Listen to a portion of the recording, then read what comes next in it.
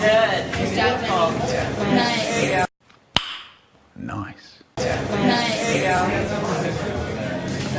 You got it. Do it again. Come on, Jen. You got it. This is not okay. This needs to stop now.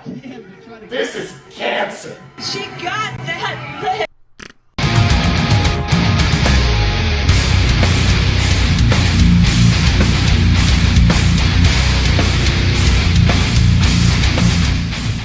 Of all the big styles of strength training, CrossFit is by far the most hated. Whether you're talking about powerlifting, bodybuilding, strongman, Highland Games, or even Olympic weightlifting, CrossFit is by far at the very bottom of that totem pole. She got that. And for good reason. It's pretty much hated by most coaches in mainstream fitness, including myself. So what I've done is kind of compiled a list of the reasons why I don't like CrossFit. And then at the end, I'll kind of go into what kind of person should be doing CrossFit, if anyone at all. So number one, yes, I'm going straight for the throat here, but most CrossFit coaches are trash. And it's not really their fault. It's the fact that the CrossFit Level 1 certification just doesn't teach you enough. And it's very commonly reported that once somebody gets their CrossFit Level 1, they don't actually feel confident enough to begin personal training. And those that kind of do it anyway are just kind of running and gunning, firing from the hip pretty much. CrossFit Level 1, it's not a nationally accredited certification like the ACE or the NASM cert, which by the way, ACE and NASM are cheaper and far more effective. You'll be much more likely to get a job as a commercial personal trainer with a NASM or an ACE certification over a CrossFit certification. But that's really the gist of it. Level 1 is just not enough. So another reason why CrossFit is pretty commonly hated is the extremely high training volume. And a lot of times with these like AMRAP type sets that they do, where you pretty much go for 15 to 20 minutes nonstop on a select group of exercises, a lot of times those exercises are hammering on the exact same muscles over and over and over. By doing this, not only are you setting yourself up for a pattern overload style injury, you're also setting yourself up for a condition called rhabdomyolysis, which is pretty rare as a condition on its own, but for some reason is fairly common in CrossFit. The latest on the extreme workout, CrossFit, now linked to a potentially fatal condition. Eric Robertson, a professor of physical therapy at Regis University, wrote about a rare and potentially fatal condition called rhabdomyolysis that can afflict some people who do CrossFit. Writing, rhabdo isn't a common condition, yet it's so commonly encountered in CrossFit that they have a cartoon about it. It's a kind of a disgusting clown with some organs dropping onto the floor. It's so common in CrossFit that they have a mascot. They have this disgusting picture of a clown with its organs hanging out, who is known as Rhabdo the Clown. And while this might seem like, hey, kind of a funny thing, it's not. Rhabdomyolysis can lead to kidney failure and death.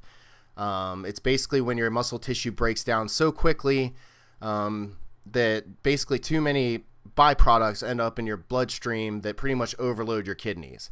It is bad freaking news, but for some reason, CrossFitters love to wear their injuries like a badge of honor, which makes no sense to me. You shouldn't be proud of your messed up lower back or slipped disc or torn shoulder. Next, the Kipping pull-up is not a pull-up.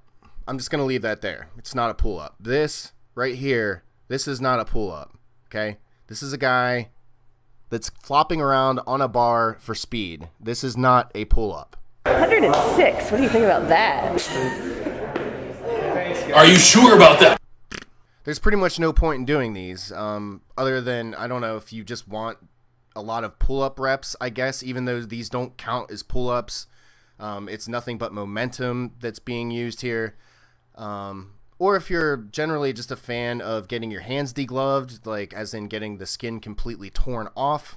Like I said, injuries are a badge of honor in CrossFit. Another nitpick I have is the fact that they do compound movements that are super complex and require very tight form for speed. And inevitably, when you're going to failure on super complex lifts, your form is going to break down, which is going to set you up for injury.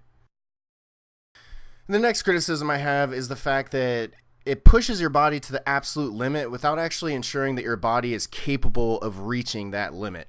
And what I mean is, if you go into CrossFit and you have muscle imbalances, you have poor posture, you have muscle tightness, or basically any kind of imbalance with your muscles, they're mostly ignored by the coaches. The coaches have no idea what to do about muscle imbalances because they don't actually learn that in CrossFit school, in their level 1 certification.